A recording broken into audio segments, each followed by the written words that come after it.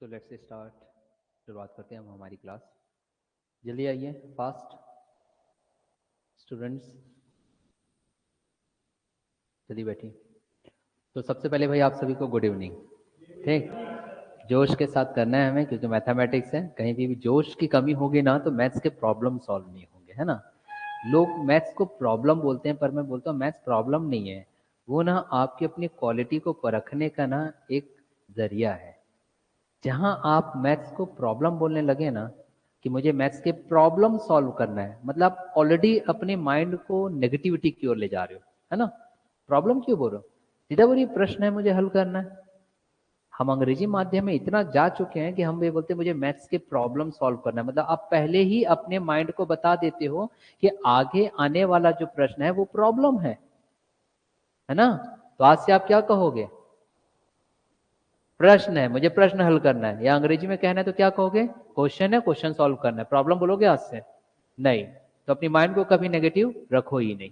ठीक, अब क्योंकि ये आज हमारा डे फर्स्ट है कि हमको मैथमेटिक्स कैसे करना है, तो आज मैं आपको एक अप्रोच दूंगा, प्रारंभिक परीक्षा को भी लेकर के, मुख्य परीक्षा को भी लेकर के, कि किस तरीके से आपका एक अप्रोच होना चाहिए इस पेपर में। देखिए, जब तक आपको अप्रोच पता ना हो तो आप एक बेहतर रणनीति नहीं बना सकते। ठीक खिलाड़ी की तरह हो जाओगे जो टूर्नामेंट में तो उतरना चाहता है, लेकिन उससे पहले प्रैक्टिस उसने बेहतर नहीं की। तो आपके पास एक रणनीति होनी चाहिए, और उसी रणनीति पर चर्चा होगी कि हमें प्रारंभिक परीक्षा के साथ ही साथ मुख्य परीक्षा के लिए विशेष तौर पर क्या स्ट्रैटेजी अपनाएं जिससे हमारा पेपर निकल जाए सहजता के साथ। ठीक, और ऑनलाइन जितने भी स्टूडेंट्स हैं, अगर आपको मेरी ऑडियो और वीडियो दोनों ही क्लियर है तो आप मुझे एक कमेंट कर दीजिए। आप थंब दे सकते हैं, हमें इस तरीके से थंब दे दीजिए या यस लिख दीजिए, तो मुझे क्लियर हो जाएगा कि आपको ऑडियो वीडियो क्लियर है। ठीक, जितने भी ऑनलाइन स्टूडेंट्स हमारे साथ बैठे हुए हैं। चलिए, अब बात उठती है कि सर मैं तो प्रारंभिक परीक्षा को पहले निकालना चाहता हूं, मतलब कि अगर मैं यहाँ पे बात करूं तो सीजीपीएससी प्री की पीएससी दो चरण आपके पास दिखाई दे रहा है, एक दिखाई दे रहा है प्री और दूसरा यहां पर दिखाई देगा आपके पास मेंस। तो सर पहली मेरी स्ट्रेटेजी आप बताइए कि प्रारंभिक परीक्षा को लेकर के क्या अपनाएं। तो प्रारंभिक परीक्षा को लेकर के अगर आप जानना चाहते हो तो पहले तो आपको सिलेबस को जानना होगा। ओके, तो हमारे पास स्टूडेंट एकता जी कह रही, थंब इंप्रेशन दे रही कि क्लियर है। ओके एकता, थैंक यू, ऐसी कमेंट करते रहिएगा। देखो, टू वे कम्युनिकेशन होना चाहिए भाई। अगर मैं आपको पढ़ा रहा हूँ तो आप मेरे साथ बात करोगे कि सर ऐसा प्रश्न ऐसा हल कर सकते हैं, क्योंकि देखो गणित का ना कोई एक स्टेप नहीं होता हल करने का, एक ही तरीका नहीं होता। हर किसी के सोचने का तरीका अलग हो सकता है। अब जब हर किसी के सोचने का तरीका हो सकता है तो हल करने का तरीका भी तो अलग हो सकता है। तो हो सकता है यहां बैठी सुमन मुझे कह रही कि सर मैं ऐसे हल कर दूंगी, तो ऑनलाइन में बैठी हुई एकता मुझे कह रही कि नहीं सर मैं इस तरीके से हल करना चाहती हूँ। कहीं अजय बोल रहा है कि सर ये स्टेप मैं फॉलो कर सकता हूँ, तो वहीं पर हमारे पास अभिषेक बोल रहे नहीं सर मैं तो ये अपनाऊंगा। इसका मतलब कि मैथमेटिक्स का अप्रोच अलग अलग हो सकता है। लक्ष्य आपका ये रहेगा कि उत्तर एक जैसा है। अब ऐसा नहीं कि भाई सबका अप्रोच अलग है तो उत्तर भी अलग आ रहा है, नहीं सर हम ऐसे ही करेंगे, ऐसा होगा क्या, नहीं। ठीक है, चलिए एकता जी किसी प्रकार का अगर डाउट आता है तो आप हमसे पूछ सकते हैं। अब हम बात कर रहे थे यहाँ पे कि सीजीपीएससी में प्री और मेंस, सर ये जो प्री का है क्या स्ट्रैटेजी होना चाहिए। तो स्ट्रैटेजी जानने से पहले हमें ये जानना होगा कि हमारा सिलेबस क्या पूछता है। तो पहली बात तो जब हम सीजीपीएससी की प्रारंभिक परीक्षा की आप बात करते हो तो आप जानते हो प्रारंभिक में दो पेपर होंगे, पेपर 1 और पेपर 2। अब जो पेपर 1 है वो आपका क्या है, सामान्य अध्ययन को लेकर के, लेकिन पेपर 2 जिसको सामान्य तौर पर इन जनरल फॉर्मेट स्टूडेंट्स कहते हैं कि सर मैं सी सेट का एग्जाम दूंगा, यही कहते हो आप लोग, सी सेट पेपर 2। उस सी सेट में अगर आप देखोगे, बाकी मुझे बताने की आवश्यकता नहीं, आप जानते हो कि आपके पास प्रश्न 100 आएंगे, 200 अंक रहेगा, समय अवधि आपके 2 घंटे की रहेगी, प्रत्येक प्रश्न पर आपको 2 अंक प्राप्त होगा, और यदि आप गलत कर जाते हैं तो 1/3 जो है वो डिडक्ट हो जाएंगे। ये सामान्य यहाँ पर क्या दिया गया है, स्थितियां दी गई, कंडीशंस दी गई है। लेकिन मैथ्स की बात करें तो हमको सिलेबस देखना होगा, तब जाकर के आप क्लियर कर पाओगे। तो चलिए सिलेबस की अगर हम बात करें तो हमें क्या दिखाई देता है, यहाँ देखिए हमें सिर्फ ये दिखाई देगा, क्या दिखाई देगा, द्वितीय प्रश्न पत्र, योग्यता परीक्षा, और कुछ यहाँ पे 7 बिंदु दिए गए हैं। इस 7 बिंदुओं में अगर मैं बात करूं तो आप यहाँ पर देखेंगे कि गणित को लेकर के कहा है विशेष तौर पर, यहाँ देखेंगे गणित के लिए क्या दिखाई दे रहा है आपके पास, संचार कौशल सहित पारस्परिक कौशल तो ये तो नहीं आएगा क्योंकि कम्युनिकेशन को लेकर के यहाँ पे प्रश्न आएंगे। तार्किक तर्क और विश्लेषणात्मक क्षमता, ये भी हमारे गणित से संबंधित नहीं है क्योंकि यहाँ पे क्या होगा, आपके पास तर्क बुद्धि संबंधित यहाँ पे प्रश्न आएंगे। ठीक है, मैं बताऊंगा, रीजनिंग से रिलेटेड चीजें हैं, बाद में हम रीजनिंग पर ही डिस्कस करेंगे। अगर हम देखें तो सीधा सीधा आपके पास सामान्य मानसिक योग्यता यहाँ पे जो दिया गया है, ये एक्चुअल में रीजनिंग के इसमें बहुत सारे पार्ट आ जाते हैं।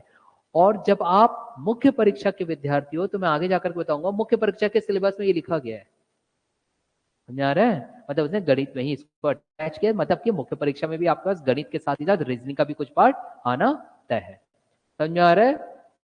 हमारे पास जो ऑनलाइन स्टूडेंट्स हैं मेरे साथ बात करते रहेंगे। भाई देखिए, मैं ऐसा टीचर हूं जहां पे ना बिना बात किए तो मैं पढ़ा ही नहीं सकता, सही कह रहा हूं, है ना। तो प्रति उत्तर आप लोगों के साथ मिलना चाहिए, ऐसे लूज ना बैठो, लगना चाहिए भाई कि एकदम मतलब आज स्टूडेंट्स भाई गणित है, मतलब आज मैं पढ़ने आ रहा हूँ, है ना। ठीक, तो अब देखिए सामान्य मानसिक योग्यता, यहां पर ये जो दिया गया मूल संख्यात्मक कार्य, यही है आपके पास मैथमेटिक्स का सिलेबस। अब देखिए प्रारंभिक परीक्षा में कहीं पर भी आपके पास पूरा डिटेल नहीं दिया गया, पढ़ना क्या है, क्या दे दिया गया है, मूल संख्यात्मक कार्य, जिसमें कि सामान्य गणितीय कौशल को चेक किया जाएगा, किस स्तर पर, कक्षा 10वीं के स्तर पर।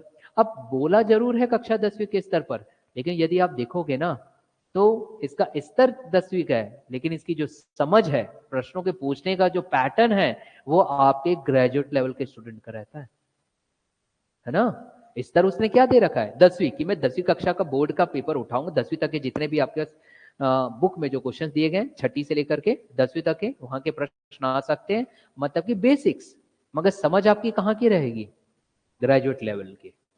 ठीक, तो इसलिए कहा गया है कि अब दूसरा दिया गया कि आंकड़ों की व्याख्या, आंकड़ों की व्याख्या मतलब कि आपके पास चार्ट आएगा, रेखांकन आएगा, मतलब कि इस तरीके के प्रश्न आएंगे। अभी फिलहाल मैं इस पर चर्चा करूं, फिर बताऊंगा, बताएंगे कैसे।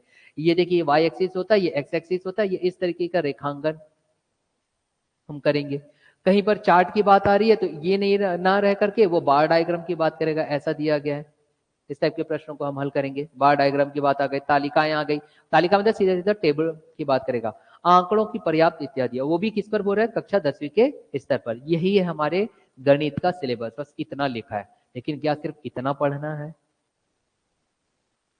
कक्षा 6वीं से लेकर के कक्षा 10वीं तक के जो आपके पास आते हैं, जैसे उदाहरण के तौर पर अगर मैं बात करूं तो वहां पर संख्या पद्धति पूछेगा आपके पास, वहां पे मूल मतलब कि घनमूल निकालना, वर्गमूल निकालना, परसेंटेज प्रतिशत जिसे आप कहते हो, लाभ हानि पूछेगा, नदी में चलने वाले नाव की स्पीड कितनी होगी, नाव की कितनी होगी, मतलब कि दूरी और चाल की बात करेगा वहां पर। समझ में आ रहा है, ठीक, इत्यादि इत्यादि। क्लियर हो रहा है, मतलब कि पूरा क्लास 6 से लेकर के क्लास 10 तक की मैथमेटिक्स बेसिक्स, ये सब ये डिफाइन नहीं है, लेकिन पूछेगा मुख्य परीक्षा में, थोड़ी देर बाद जाएंगे उसकी स्ट्रेटेजी क्या रहेगी। पहले मैं ये बात करता हूं क्योंकि मेरे पास जो बहुत सारे स्टूडेंट आते हैं, मैक्सिमम उनके पास एक ये प्रश्न रहता है कि सर क्योंकि मैं मैथ्स बैकग्राउंड का नहीं हूं, या फिर सर मैंने कक्षा 10वीं के बाद तो मैंने गणित छोड़ दी हूं, तो क्या मुझसे बन जाएगा, ये सामान्य प्रश्न होता है। और विद्यार्थियों में ये भय बनाता है, क्योंकि मैं गणित से नहीं हूं, इसे मुझसे नहीं बनेगा, तो ये सिर्फ भय है, और उसके पीछे जो बेस है वो है भ्रम का, भ्रम है ये सिर्फ। क्यों, क्योंकि जो गणित विद्यार्थी होते हैं उनसे प्रश्न जरूर बनता है, लेकिन परीक्षा अवधि के समय आपको प्रश्न बन जाए वो जरूरी नहीं, प्रश्न कितने जल्दी बने वो ज्यादा जरूरी है। समझ आ रहा है, इसका मतलब कि अगर मैं विद्यार्थियों को बांट दूं इस तरीके से, यहां देखिए, अगर विद्यार्थियों को अगर बांटा जाए, स्टूडेंट्स, मैं इंग्लिश में लिख दूंगा, कोई तकलीफ तो नहीं है किसी को ना। ऑनलाइन स्टूडेंट्स आप प्लीज मुझे वीडियो ऑडियो अगर क्लियर है और आप तक अगर मेरी बात पहुंच रही है तो आप मेरे साथ रिप्लाई करते रहा करो, ठीक है। स्टूडेंट्स देखिए हमारे पास दो प्रकार के आते हैं, जो मैं रणनीति बता रहा हूं इसे बहुत अच्छे से समझिएगा, यहीं पर ही है। लोग आते हैं, स्टूडेंट्स आते हैं कि सर मेरा कॉन्फिडेंस लो हो रहा है। कॉन्फिडेंस लो होने का कारण क्या है पता है, सिर्फ कि आपने प्रैक्टिस नहीं किया, एंड नथिंग एल्स। आपने प्रैक्टिस नहीं किया, और कुछ नहीं, कॉन्फिडेंस और कुछ होता ही नहीं है। आपका नाम पूछो ना तो फर्राटेदार अंग्रेजी में बोलोगे आप, भले ही आप हिंदी माध्यम विद्यार्थी रहे हो, क्योंकि बचपन से हम बोलते आए माय नेम इज क्रांति ठाकुर, है ना। तब अंग्रेजी माध्यम का विद्यार्थी, हिंदी माध्यम का विद्यार्थी, दोनों के बोलने का तरीका एक होता है, फर्राटेदार अंग्रेजी। लेकिन वही जब दूसरा प्रश्न कर दिया जाए कि what you are doing right now to think about your future, तो हिंदी माध्यम वाला थोड़ा सा सोचेगा, मगर अंग्रेजी माध्यम वाला बोल देता है। इसका मतलब क्या हुआ? तो मतलब ये हुआ कि मस्तिष्क में अगर आपके पास पहले से उस विषय से संबंधित ज्ञान अर्जित है तो आप फर्राटेदार अंग्रेजी बोल सकते हो। वैसे ही अगर गणित से संबंधित सवालों के आपने पहले ही प्रैक्टिस कर रखा है तो 1 मिनट के अंतर्गत, चाहे आप मैथ्स वाले स्टूडेंट हो, चाहे साइंस वाले स्टूडेंट हो, चाहे आर्ट्स के हो, चाहे कॉमर्स के हो, सबके सब 1 मिनट के अंतर्गत उसे सॉल्व कर लेंगे। समझाया? इसलिए मैं कह रहा हूं कि 2 स्टूडेंट आ रहे हैं, एक स्टूडेंट है मेरे पास मैथ्स का, दूसरा स्टूडेंट आता है हमारे पास साइंस का। अब यहाँ पे हम दूसरे ले रहे नॉन साइंस। अब नॉन साइंस में अगर हम देखें बेटा तो हमारे पास कौन कौन आ सकता है, जैसे कि आ सकते हैं आर्ट्स, और कौन आ सकता है, कॉमर्स से आ सकते हैं, और कौन आ सकता है, उदाहरण के तौर पे बीबीए हमने ले लिया, एक एग्जांपल ले रहा हूं, एक एग्जाम्पल की बात की जा रही है। अब यहीं पर ही स्टूडेंट्स, मैं यहाँ स्टूडेंट्स को वर्गीकृत नहीं कर रहा हूं, मैं ये बताना चाहता हूं कि आप चाहे कोई भी स्टूडेंट हो, आप मैथ्स बहुत अच्छा सॉल्व कर सकते हो। जरूरत सिर्फ एक चीज की, वो बता रहा हूं क्या है। यहां देखिए, मैथ्स और साइंस स्टूडेंट के पास पहले से क्या रहता है, नॉलेज। पहले से क्या रहेगा, नॉलेज। अब क्योंकि नॉन साइंस वाले हैं तो इन्होंने क्लास 10th के बाद मैथमेटिक्स छोड़ दिया, तो कहीं ना कहीं नॉलेज तो है लेकिन थोड़ा कम हो गया रहता है, क्योंकि आपने बहुत समय तक छोड़ चुका है। ज्ञान है आपके पास मगर इनके कंपैरिजन में कम है, क्योंकि ये तो लगातार टच में है। अब आप इनको पीछे कैसे करोगे, मैं पीछे करने की बात मतलब इनके समतुल्य कैसे पहुंचोगे, तो समतुल्य पहुंचने के लिए आपके पास सिर्फ एक ही चीज है, वो है बेटा प्रैक्टिस। वो क्या है, प्रैक्टिस। मैं बताऊंगा मुख्य परीक्षा में भी किस प्रकार से कैसे प्रश्न आते, कैसे हमको लिखना है। प्रैक्टिस, सिर्फ और सिर्फ प्रैक्टिस, क्योंकि प्रैक्टिस से पूर्व आपके पास नॉलेज आएगा, और वो नॉलेज कौन देगा, टीचर देगा। मतलब मैं आपके क्रांति सर, मैं आपको स्वयं मैथमेटिक्स के सारे प्रॉब्लम्स को सॉल्व करवाऊंगा, नॉलेज मिल जाएगा। आपके तब से क्या आवश्यकता रहेगी, प्रैक्टिस की। किसकी आवश्यकता रहेगी, प्रैक्टिस की। और जब आपकी प्रैक्टिस हो जाएगी तो फिर चाहे आप नॉन साइंस स्टूडेंट हो या साइंस स्टूडेंट हो, आप दोनों ही इक्वल हो जाओगे। सर कैसे, तो आपने सुना होगा दोहा बेटा, जब आप स्कूल लाइफ में रहे होंगे, वो दोहा क्या था, करत करत अभ्यास के जड़मति होत सुजान, रसरी आवत जातते सिल पर पड़त निशान। इसका मतलब कि एक रस्सी जब कुएं के मेड़ पर बार बार रगड़ से कुएं के मेड़ को काट देती है, जो किससे बना हुआ है, पत्थर से बना हुआ है, तो आप जैसे विद्यार्थी अगर डेली 50 से 100 क्वेश्चन डेली अगर बना लिए तो आपकी भी प्रैक्टिस ठीक वैसी ही हो जाएगी। आप उसी रस्सी की तरह बन जाओगे जो अपने सामने आने वाले हर प्रकार के गणितीय प्रश्नों को हल कर लोगे। तो आवश्यकता किसकी पड़ी, सिर्फ प्रैक्टिस की। और अगर आपने प्रैक्टिस कर लिया डेली 50 से 100 क्वेश्चन, ये जो मैं कह रहा हूं इसको बिल्कुल ध्यान रखिए, डेली आपको 50 से मिनिमम 50 क्वेश्चन बनाना ही है, मिनिमम। और 50 से 100 क्वेश्चन जो डेली स्टूडेंट बना लिया, यकीन मानिए आज से 5 महीने बाद आप हर एक प्रश्नों को विद इन 1 मिनट सॉल्व करना शुरू कर दोगे। फिर वहां पे किसी प्रकार का कोई वर्गीकरण नहीं होगा कि आप गणित के विद्यार्थी हो या बायो के विद्यार्थी हो या फिर आप आर्ट्स या फिर अदर कॉमर्स या एक्सेट्रा, कोई भी। समझ में आ रही बातें? तो जरूरत किस चीज की है आपको, सिर्फ प्रैक्टिस। क्लियर है? क्यों ऐसा कह रहा हूं मैं, प्रैक्टिस की बात क्यों कह रहा हूं मैं? अभी सिलेबस नहीं दिखा रहा हूं आपको, क्योंकि प्रारंभिक परीक्षा में सिलेबस लिखा नहीं है, मतलब सब चीज आ सकता है। तो हमारे पास पहले एक कॉन्क्रीट स्ट्रैटेजी होनी चाहिए। सर आप यहाँ पे 50 से 100 क्वेश्चन की बात क्यों कह रहा हूं, मैं 50 से 100 क्वेश्चन की बात इसलिए कह रहा हूं क्योंकि आपकी प्रैक्टिस बनेगी, और प्रैक्टिस बनेगी तो क्वेश्चन में क्या बनेगा, स्पीड। क्या बनेगा, स्पीड।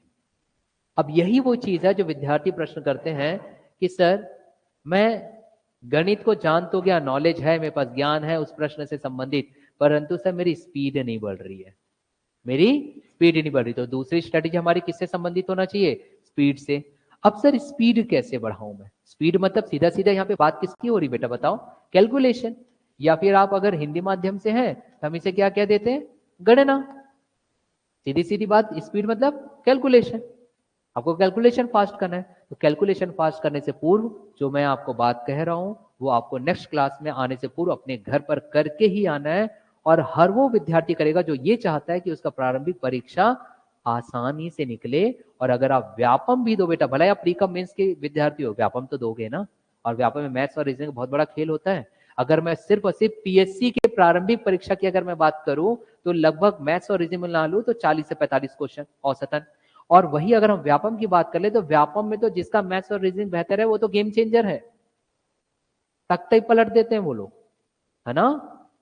40 से 45 आपके पास आ रहा है शुद्ध, क्यों? क्योंकि मैथ्स में आप एकदम परफेक्ट पता रहता है कि हाँ भाई इसका ये आंसर ही आएगा। तो अब कैलकुलेशन स्पीड बढ़ाना बहुत जरूरी है आपके पास विद इन 1 मिनट। तो मैंने क्या बोला बेटा, इसके लिए सबसे पहले आप ये करोगे टेबल, जिसे आप क्या कहते हो, पहाड़ा। ये पहाड़ा आपको याद करना ही होगा।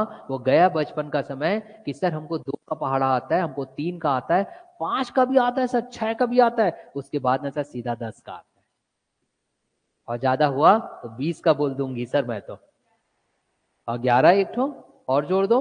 लेकिन अब आपके पास कम से कम बेटा 20 से लेकर के 30 तक का पहाड़ा रट डालो आप, यकीन मानिए आपके पास सभी प्रश्नों को आप बहुत ही स्पीडली सॉल्व कर लोगे। क्लियर हो गया? जैसे 2 दूनी 4, 12 सत्ते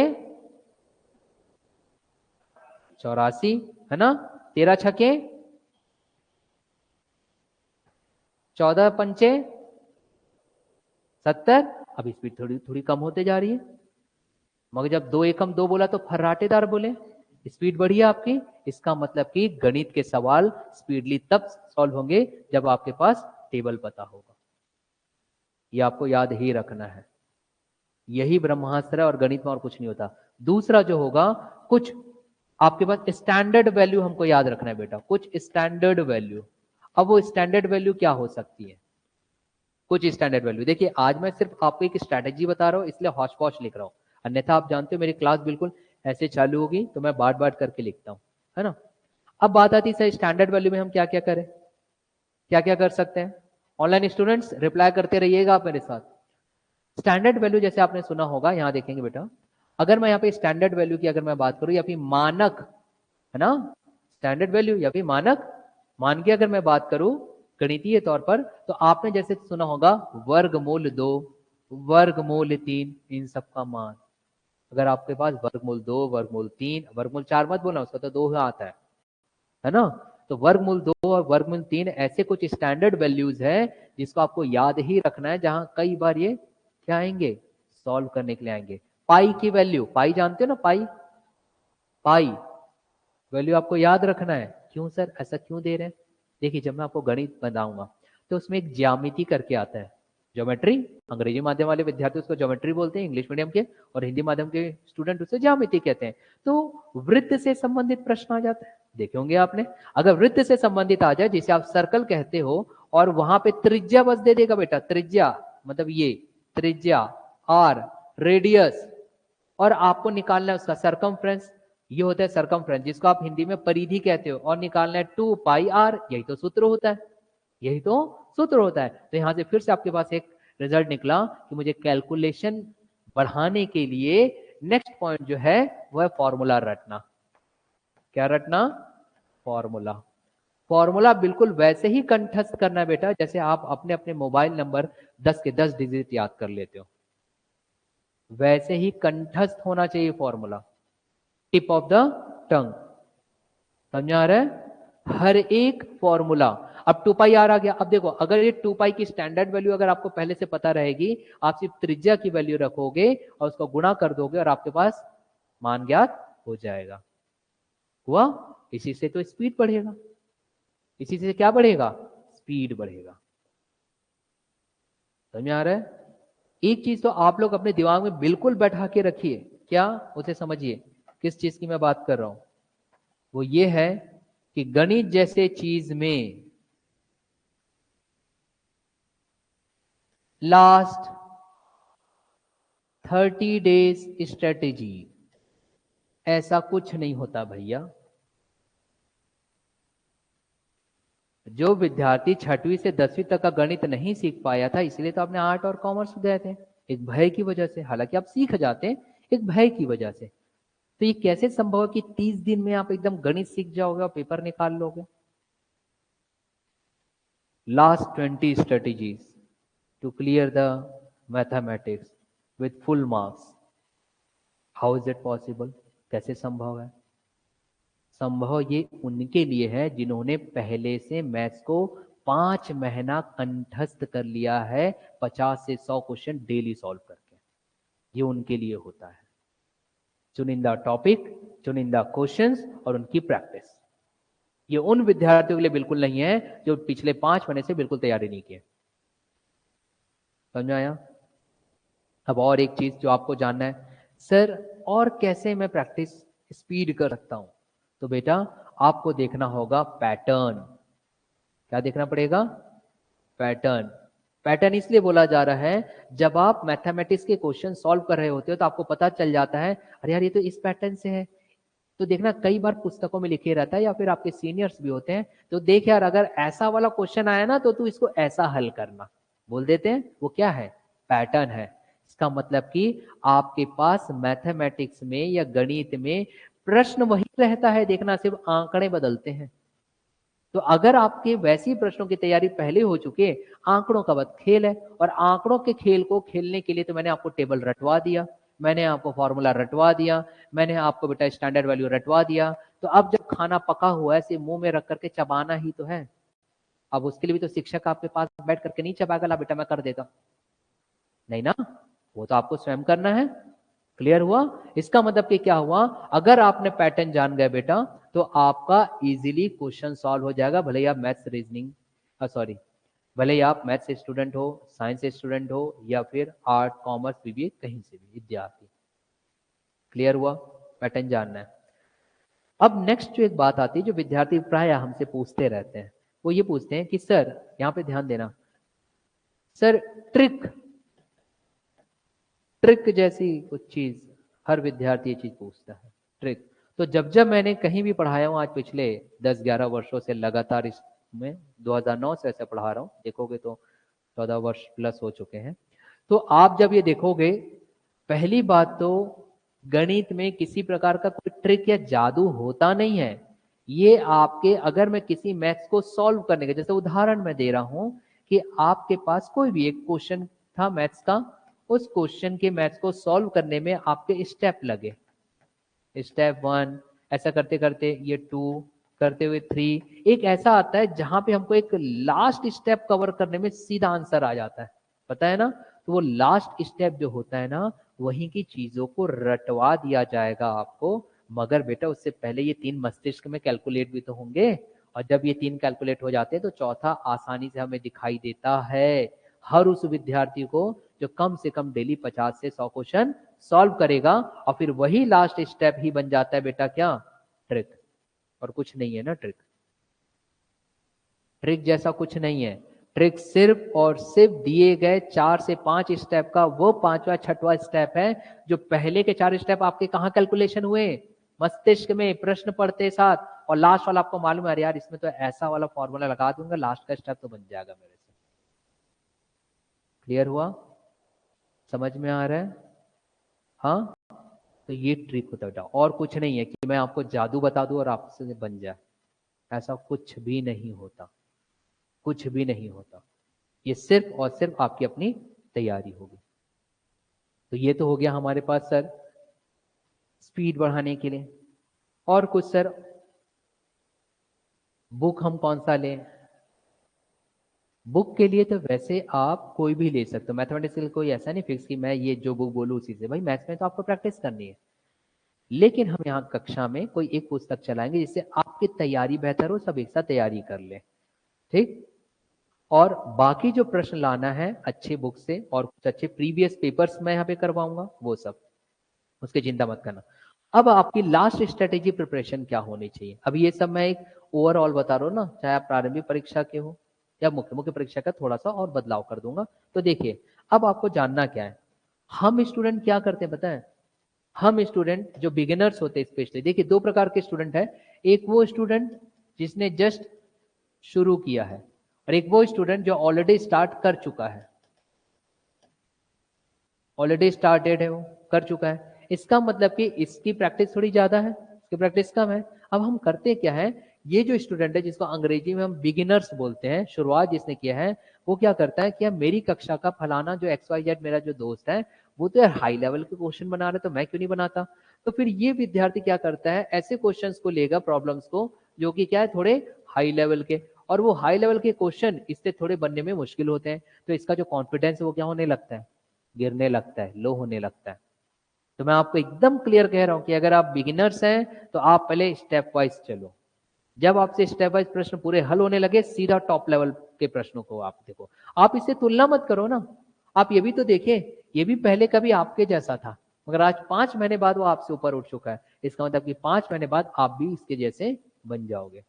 तो एकदम से उन प्रश्नों के पीछे नहीं जाना है जो एकदम हाई लेवल के होते हैं। क्यों कह रहा हूं, जब आप गणित के पुस्तक लोगे तो देखना वहां पे लिखे रहता है टाइप 1, टाइप 2, टाइप 3, या फिर कई पुस्तक रहता है जहां पे लेवल 1, लेवल 2, लेवल 3 ऐसा दिए रहता है। समझ में आ रहा है। तो आप एक ऐसी पुस्तक लोगे जहां पे लेवल 1, लेवल 2, लेवल 3 के हिसाब से दिया रहे, तो आपको छाटना नहीं पड़ेगा कौन सा प्रश्न आसान है, कौन सा प्रश्न कठिन है। छटे हुए रहते हैं। आजकल पुस्तक आती है, आप SD यादव की पुस्तक ले लीजिएगा। मैं आपको SD यादव की बुक से कुछ क्वेश्चंस कराऊंगा, क्योंकि क्लास में सभी विद्यार्थी एक जैसे कर सके। बाकी अच्छे लेवल के और भी जो प्रश्न है, जैसे कि यहीं पे ही आपको करवा जाएगा प्रीवियस पेपर। प्रीवियस पेपर समझ में आ रहे हैं ना, मतलब इससे पहले जो पेपर हो चुके हैं उसके प्रश्न करवाऊंगा। क्लियर है। अब आपका वैल्यू चेक करना है, तो आपको बेटा मॉक देना होगा। मॉक मतलब कि समझ आ रहा है, सीधा अगर मैं बोलूं तो टेस्ट। जब तक अनटिल अनलेस आप टेस्ट नहीं दोगे, आपको बिल्कुल पता नहीं चल पाएगा कि आप कितने पानी में हो।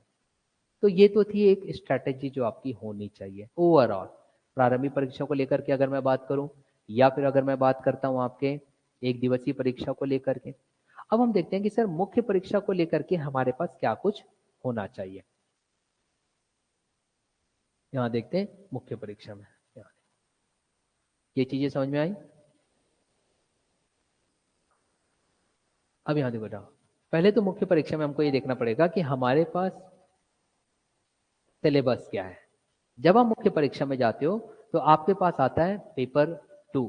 ठीक है, क्या आएगा यहाँ पर, कि मैं यहाँ पे भी रख लिया हूं एक जानकारी के लिए, प्रश्न पत्र। ठीक है, पेपर 4, उसका भाग कौन सा, 2। इस भाग 2 में आप जाओगे तो आपका लिखा है योग्यता परीक्षण, तार्किक योग्यता एवं बुद्धिमत्ता परीक्षण। कुल कितने अंक का हमें ये दिखाई दे रहा है, तो ये हमें दिखाई दे रहा है 50 अंक का। ठीक, ये देखिए कुल 50 अंक।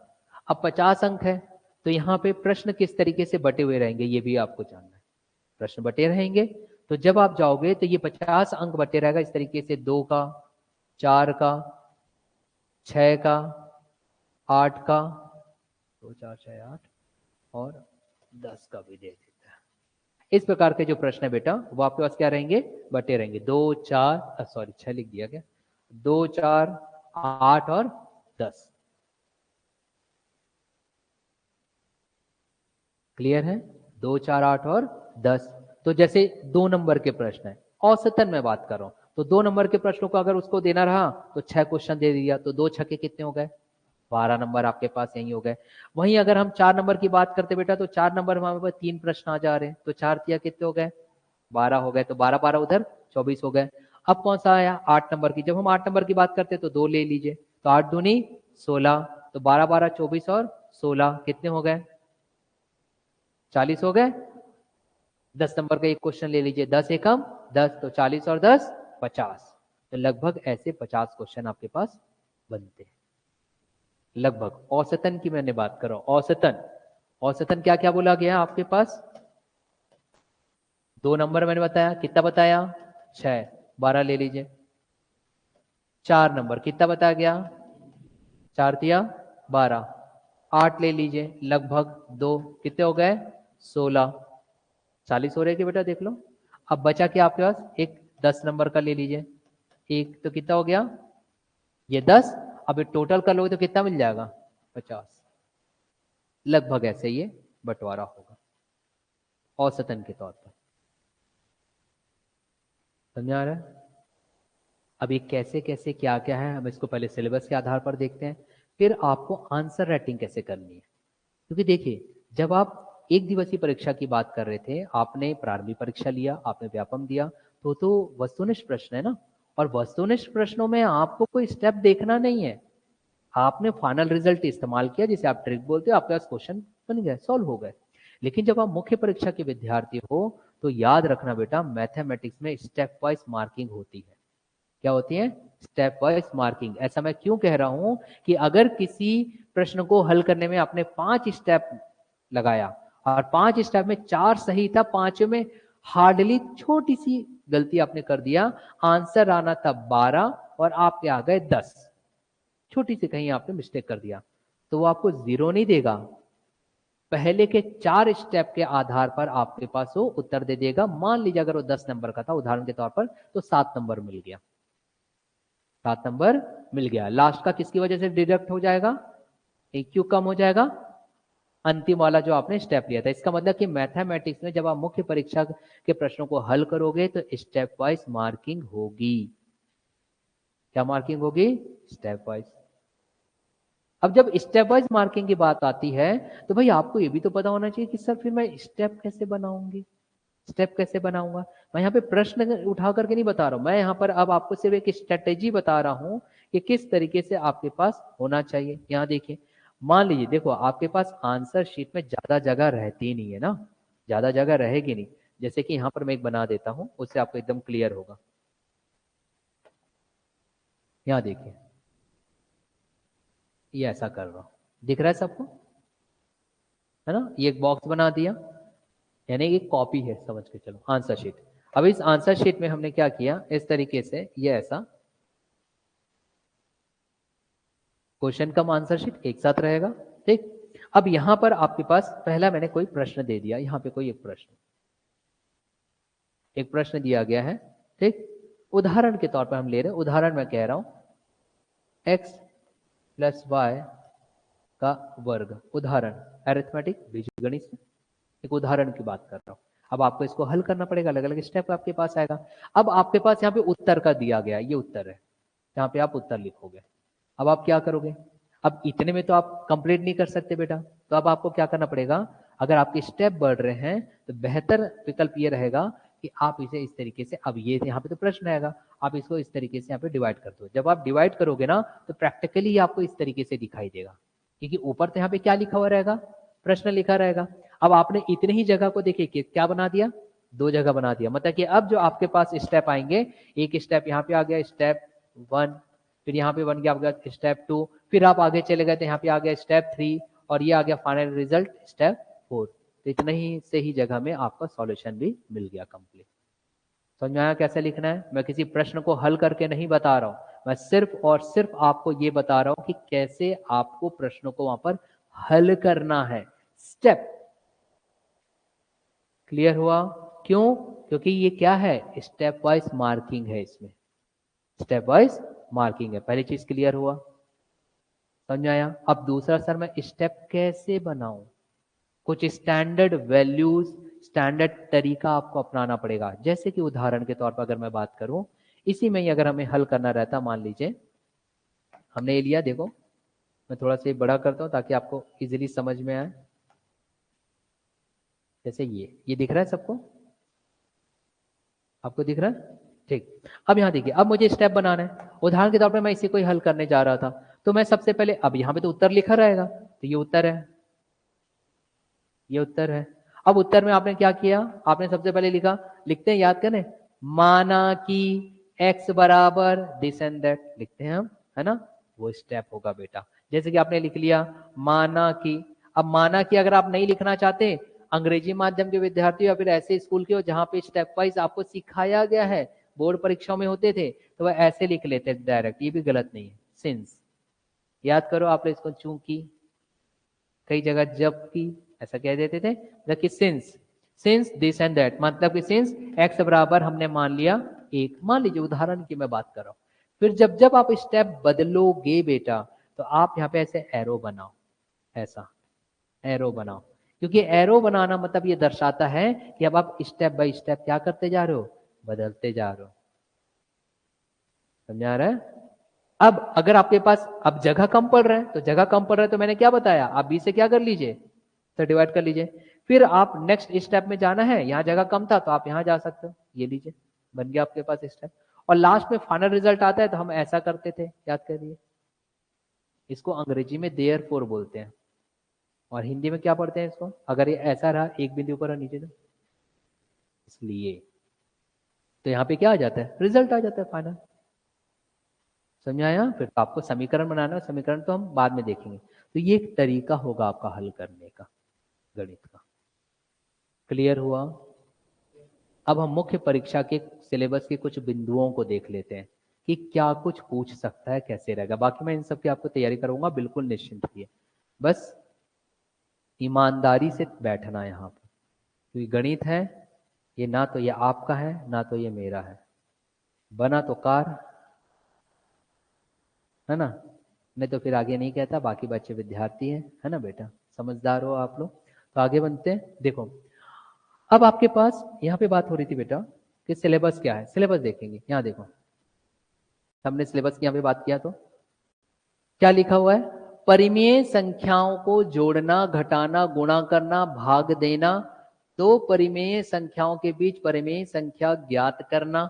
अब परिमेय संख्या मतलब किसकी बात कर रही है, परिमेय संख्या मतलब कि बेटा यहाँ पे जिन नंबर्स की बात करेगा, यहाँ देखिए परिमेय संख्या क्या होता है, परिमेय संख्या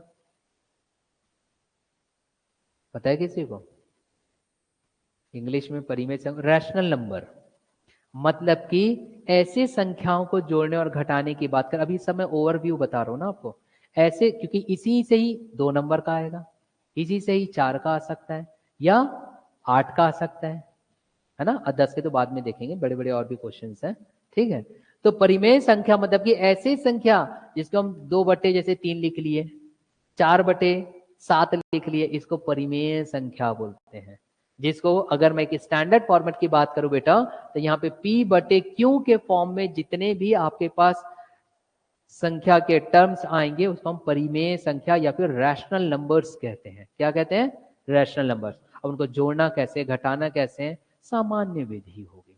इससे 2 नंबर का आ सकता है, 4 नंबर का आ सकता है। क्लियर हुआ? कितने कितने मार्क्स आ सकते हैं, औसतन की अगर मैं बात करूं तो 2 मार्क्स का, 4 मार्क्स का। कहां से, परिमेय संख्या से। तो परिमेय संख्या कैसे हो गई, जैसे कि 2/3, 4/6। अब 4/6 को हम क्या लिख सकते हैं, 2 2 4, 2/2 तो 2/3 ही आता है ना। 7/11 ये सब क्या है, परिमेय संख्या है। परिमेय संख्या इन टाइप के। परिमेय संख्या के बाद अगर हम बात करें बेटा, तो अब आपके पास हो रहा है, देखो अनुपात एवं समानुपात। अनुपात एवं समानुपात मतलब कि किस प्रकार के प्रश्न, अगर मैं अनुपात समानुपात की मैं बात करूं, ठीक है, जिसको रेशियो प्रोपोर्शनेट की बात करते हैं इंग्लिश में, तो ऐसा कुछ आपके पास आएगा। देखिए जैसे कि 2/3, मान लीजिए अनुपात दे दिया मैंने यहाँ पे 6/7 लाइक दिस। इसको हल करने की बात कैसे होगा वो हम बाद में देखेंगे, अभी बस एक ओवरव्यू मैं दे रहा हूं। तो अनुपात, समानुपात, ये सब कौन से हैं, ये वही प्रश्न है जो कि आप प्रारंभिक परीक्षा की तैयारी के लिए हम करेंगे ऑलरेडी। इसका मतलब कि जब हम प्री की तैयारी करें तो हम 2 तरीके का स्टेप यहाँ पे अपनाएंगे। एक तरफ मैं आपको लॉन्ग मेथड भी बताऊंगा, ये कैसे आया, वो कहाँ काम आएगा, मुख्य परीक्षा में, और उसी का ही इन शॉर्ट बनाएंगे तो कहाँ काम आएगा, प्रारंभिक परीक्षा में। समझ आ रहा है, क्योंकि कहां से दिया गया है, आपके प्रारंभिक परीक्षा के सिलेबस से ही उठाया गया है। तो अब हम क्या करेंगे, हमारे प्रारंभिक परीक्षा के सिलेबस में ये जब जब आएंगे उसमें हम थोड़ा ज्यादा फोकस होंगे। क्लियर हो रहा है बेटा, अनुपात समानुपात। उसके पश्चात देखो क्या दिया गया आपके पास, एकांत अनुपात वही दिया गया, व्युत्क्रमानुपात। अब यहाँ पे देखो वाणिज्य गणित। ये वाणिज्य गणित मतलब कि यहाँ पे क्या बात कर रहा है बेटा, बैंकिंग से रिलेटेड। बैंकिंग से रिलेटेड, बैंकिंग से रिलेटेड पहले कभी 10th क्लास तक, जब हम 2002 में मैं 10th पास आउट हुआ, तब हमारे समय ये बैंकिंग का हुआ करता था। अब तो मेरे ख्याल से बंद हो गया, बैंकिंग शायद नहीं देता क्या 10th वालों, है अभी हमारे सीबीएसई बोर्ड में तो अब नहीं है, ये अब हटा दिया गया है। ठीक, तो बैंकिंग में क्या देगा बेटा, एक अकाउंट फॉर्मेट निकालने देता है, लंबा चौड़ा होता है। अब अगर कोई कॉमर्स वाले होंगे विद्यार्थी तो बेहतर समझ रहे होंगे, ये बैंकिंग में सीधा सीधा ये खाता, जमा खाता, आवर्ती, ये सब निकालने बोलते हैं। कैसे निकालेंगे, ब्याज की गणना कैसे की जाती है बताऊंगा, ये आपको प्रारंभिक परीक्षा में नहीं है, प्रारंभिक परीक्षा में ये नहीं है। हाँ, इसका एक छोटा सा अंश दिखाई देता है, कौन सा, प्रॉफिट लॉस, उसमें हम देखेंगे तो थोड़ा सा अंश दिखाई देगा। मगर ये उससे थोड़ा अपर लेवल का, स्टेप बाय स्टेप हम देखेंगे, ठीक। और जब हम इसमें बात करेंगे बेटा, जैसे कि आयकर की गणना, तो लगभग हमारे पास ये किस प्रकार से आ जाएगा, 10 नंबर का भी दे सकता है, 8 नंबर का आ सकता है, 4 नंबर का आ सकता है। इसमें समझ में आ रहा है किससे रिलेटेड मैं बोल रहा हूँ, वाणिज्य गणित, जिसमें कि बैंकिंग, बचत खाता, जमा खाता, आवर्ती जमा खाता और ब्याज की गणना की बात कर रहे हैं। तो किस प्रकार से यहाँ पे लगभग जैसे कि 10 नंबर का दे सकता है, लगभग 8 नंबर के आसपास के आपके पास भी प्रश्न दिखाई दे रहे हैं। अच्छा खासा स्टेप है, मतलब ये सिर्फ और सिर्फ किसका है, मुख्य परीक्षा का।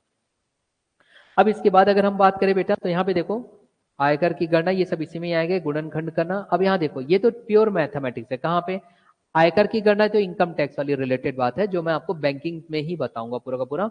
हाँ, अब हम जाते बेटे यहाँ देखो, गुणनखंड, लघुत्तम समापवर्तक, महत्तम समापवर्तक, मतलब कि ये प्रारंभिक परीक्षा में ही आता है, जिसको हम अंग्रेजी में या फिर इन शॉर्ट अगर आप हिंदी माध्यम के विद्यार्थी भी हो तो हम ऐसे हल करेंगे इसको। देखो HCF निकालिए, हम बोलेंगे LCM निकालिए, इसका शॉर्टकट तरीका होता है, तो वहां पर हम शॉर्टकट तरीके से पढ़ेंगे। लेकिन साइड बाय साइड में आपको क्या बताऊंगा, एक लॉन्ग टर्म मेथड भी बताऊंगा। क्यों, क्योंकि साफ तौर पे कह दिए, गुणनखंड, लघुत्तम समापवर्तक मतलब LCM, महत्तम समापवर्तक मतलब HCF कैसे निकालोगे, मतलब हमको स्कूल विधि भी अपनानी है, स्कूल विधि भी अपनानी। तो यहां से इतना तो हमारे पास क्लियर हो गया कि अगर मुझे मुख्य परीक्षा के एक विद्यार्थी के तौर पर आंसर राइटिंग करनी है तो स्टैंडर्ड बुक अपनाना पड़ेगा। और अगर आपके पास संभव हो तो 6वीं से लेकर कक्षा 10वीं तक की अगर आपके पास पुस्तक है तो वहां पर पूरे स्टेप्स दिए रहते हैं, how to solve the question, ये दिए गए प्रश्नों को आप कैसे हल करोगे, बस वही अपनाना है और कुछ नहीं है।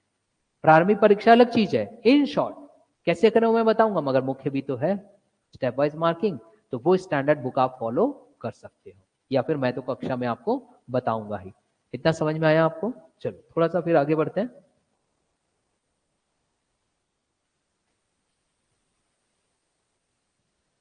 देखिए यहां पर अब आपके पास दिया गया है वैदिक गणित। अब वैदिक गणित क्या है, सुना कभी कोई सरस्वती शिशु मंदिर से रहा है, वहां पे वैदिक गणित आप पढ़े होंगे, या हिंदी माध्यम के विद्यार्थी लोग नहीं पढ़े हो, पढ़े वैदिक गणित।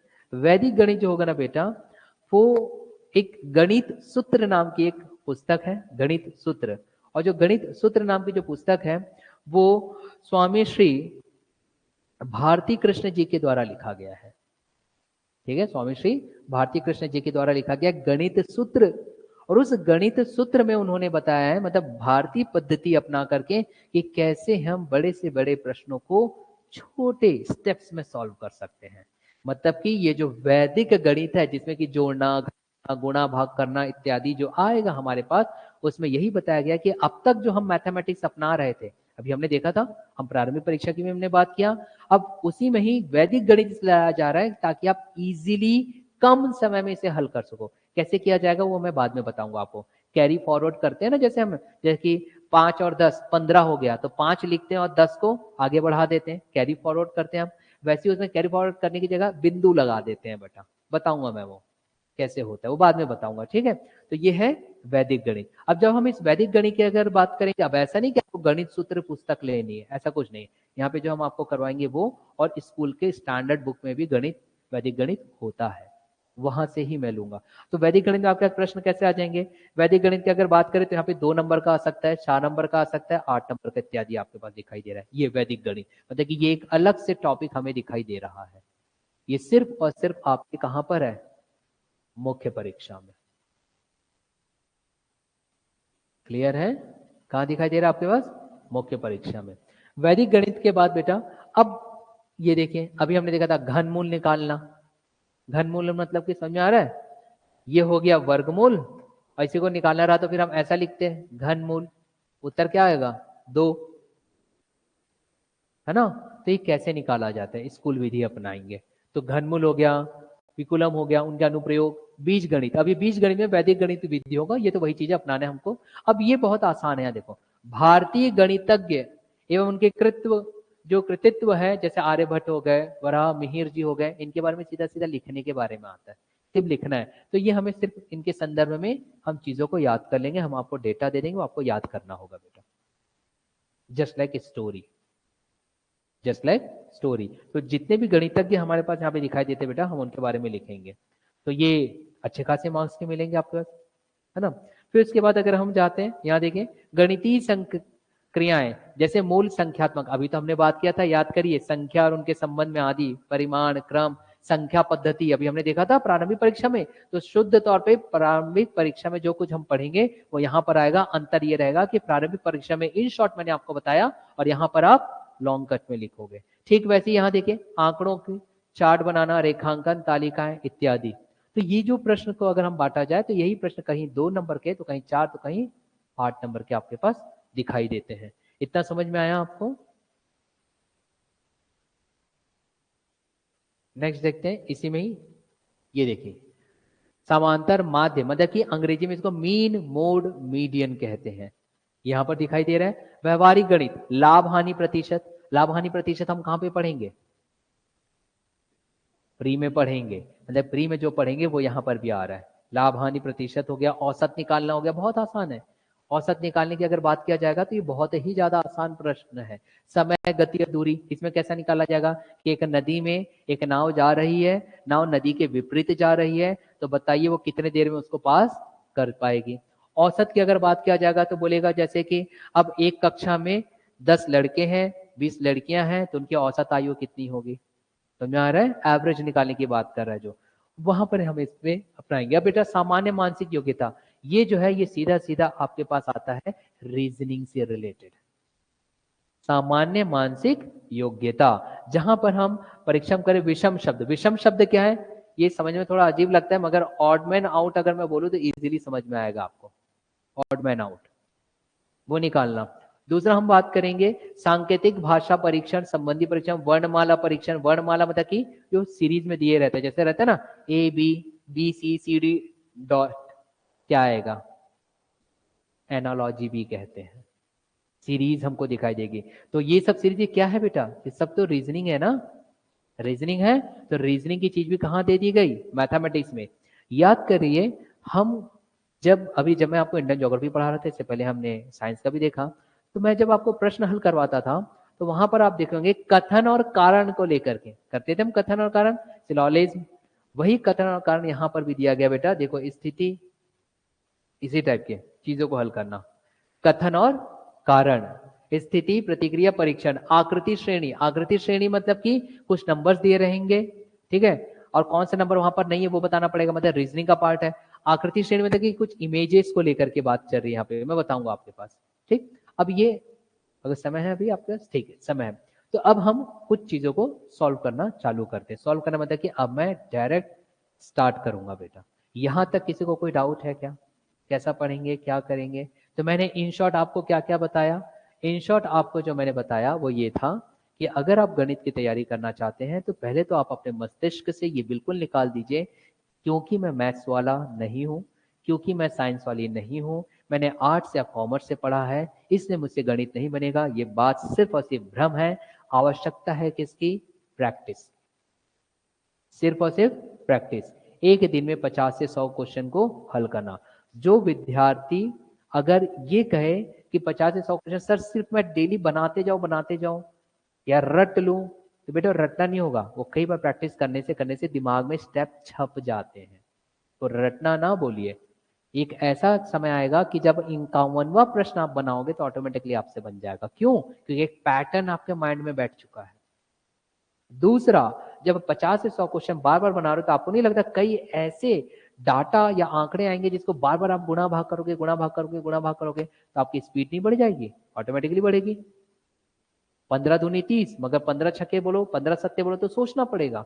मगर उस समय बार बार प्रैक्टिस से वो क्या हो जाएगा? रेपुटेशन से यहाँ दिमाग में छप जाएगी। तो डेली जिसकी मैथमेटिक्स बहुत कमजोर है वो भी बेटा उन प्रश्नों को हल करेगा 50 से 100 बार। समझ में आया स्ट्रेटेजी? प्री का क्या होगा और मेंस का क्या होगा? अब हम शुरुआत करते हैं। ठीक, मैं बस सर को देख लेता हूँ, लगभग 50 मिनट हो गए, ब्रेक भी होता है। ठीक, अब हम शुरुआत जो करेंगे बेटा वो परिमेय संख्या से। क्या होता है, एक ओवरऑल व्यू आपको दे देता हूँ। कल से हमारे रेगुलर क्लासेस चलेगी। मतलब कि मैं कैसे बताऊंगा, दोनों स्टेप अपनाऊंगा, पहले ही कह रहा हूं, दोनों स्टेप, स्पेशली उस चैप्टर को जो हमारे किस में दिया गया है, मुख्य परीक्षा में, और जो मुख्य परीक्षा में अगर वो चैप्टर नहीं दिया गया, वो सिर्फ और सिर्फ प्रारंभिक का हिस्सा है, तो फिर हम उसको सिर्फ कैसे देखेंगे? शॉर्टकट तरीके से। समझ आ रहा है? सिर्फ कैसे देखेंगे? शॉर्टकट तरीके से। तो चलिए जैसे शुरुआत हम करते हैं कुछ।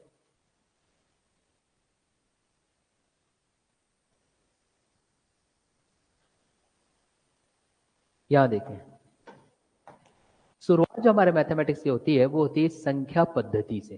किससे होगी? संख्या पद्धति से। आज मैं ओवरऑल एक व्यू दे देता हूं आपको, कल से हम प्रश्नों को हल करेंगे। पुस्तक मैं दोबारा कह रहा हूं, आप एक SD यादव की पुस्तक ले लीजिए, बिगिनर्स के लिए बहुत अच्छी है। उसमें टाइप 1, टाइप 2, टाइप 3 करके दिया गया, तो आप लोगों के लिए आसान होगा। बाकी प्रश्नों का संग्रह लेकर के मैं स्वयं आऊंगा।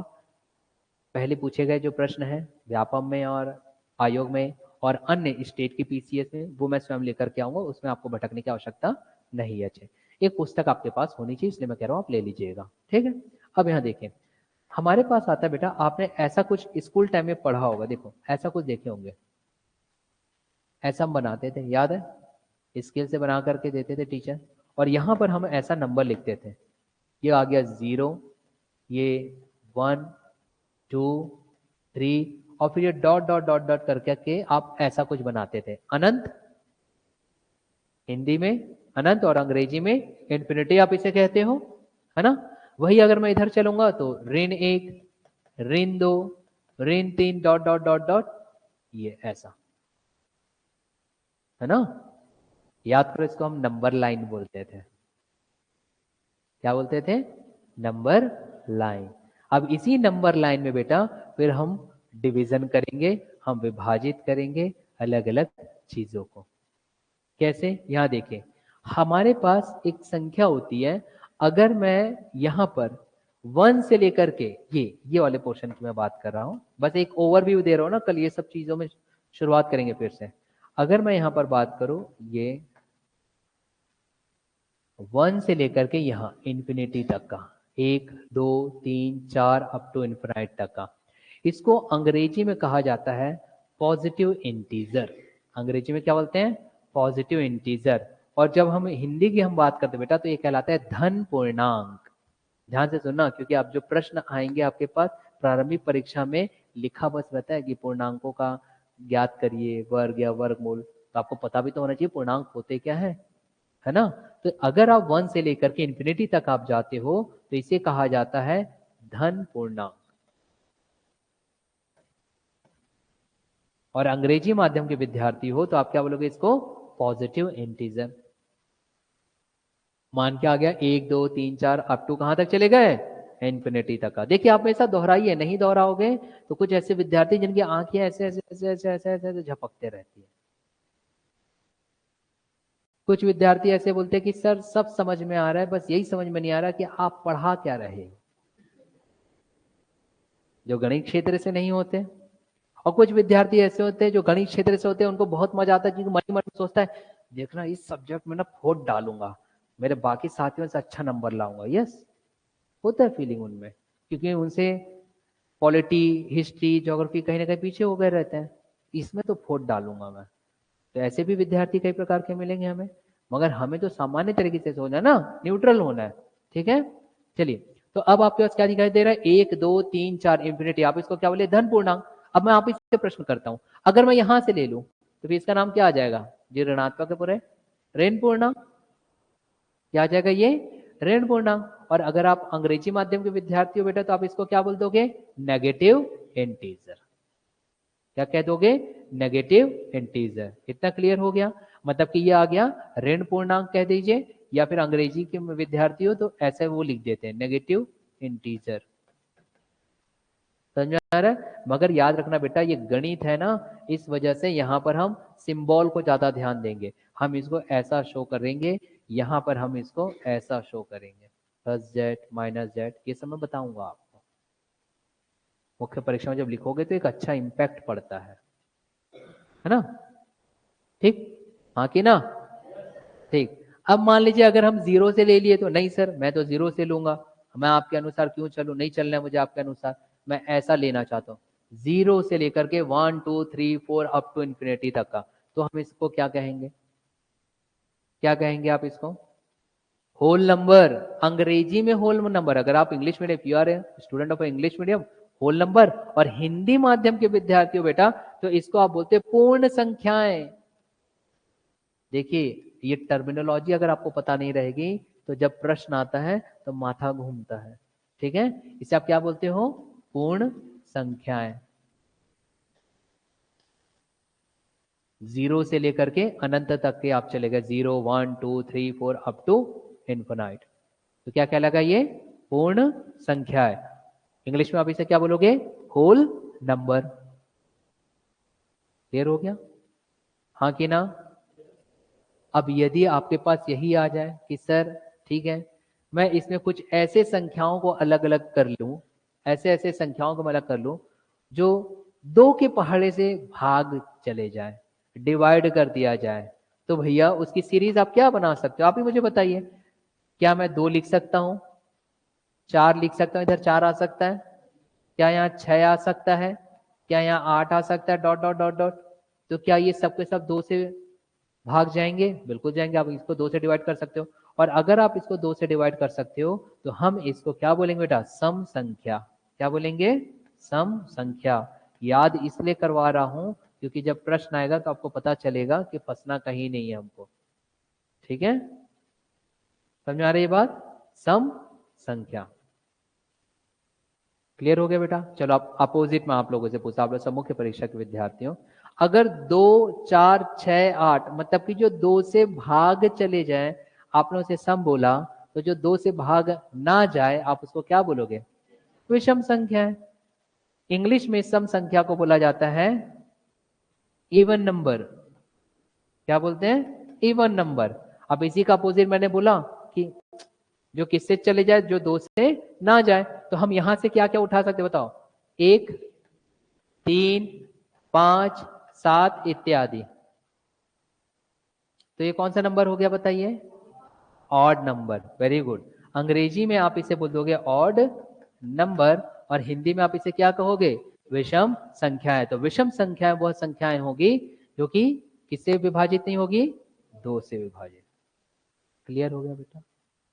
कोई डाउट यहां पर किसी को? नहीं? ठीक है। कितना टाइम हो गया? लगभग 1 घंटा हो गया क्या? ठीक। ये था नॉर्मल ओवरव्यू। कल मैं इसी चैप्टर को आगे बढ़ाऊंगा, तो आप लोग सब बुक ले लीजिएगा। मैं फिलहाल क्लास यहीं ऑफ करता हूं, और मैथमेटिक्स की बुक आप चाहो तो एसडी यादव ले लीजिएगा, एक जैसे सबके पास होना चाहिए ताकि सॉल्यूशन करने में आसान हो। ठीक है ऑनलाइन स्टूडेंट्स? ओके, तमन्ना जी बोल रहे हैं कि सर ये ऑड नंबर होगा। वेरी गुड, आप बिल्कुल सही बोल रहे हैं, ऑड नंबर होगा। कल से जब हम प्रश्न हल करेंगे आपके पास एक कॉपी होनी चाहिए। मैं जब भी क्वेश्चन की मैं बात करूं, मैं पहले ही बता रहा हूं, कैलकुलेशन मैं नहीं करूंगा, मैं स्टेप बना कर दूंगा, कैलकुलेट आपको करना होगा, गणना। और जो विद्यार्थी सबसे पहले आंसर देगा उसको मिलेगा एक इक्लियर, और ऑनलाइन वाले विद्यार्थी को मिलेगा a like from my side, ऐसा थम। भाई लाइक के लिए दुनिया चल रही है आज तो, इंस्टा फेसबुक, तो हम भी एक लाइक देंगे ऑनलाइन स्टूडेंट्स को, और ऑफलाइन वालों को मिलेगा इक्लियर। ठीक है, चलें फिर यहीं पे बस ऑफ करते हैं, कल मिलते हैं फिर। Okay, have a nice day to all of you. Thank you online students, thank you.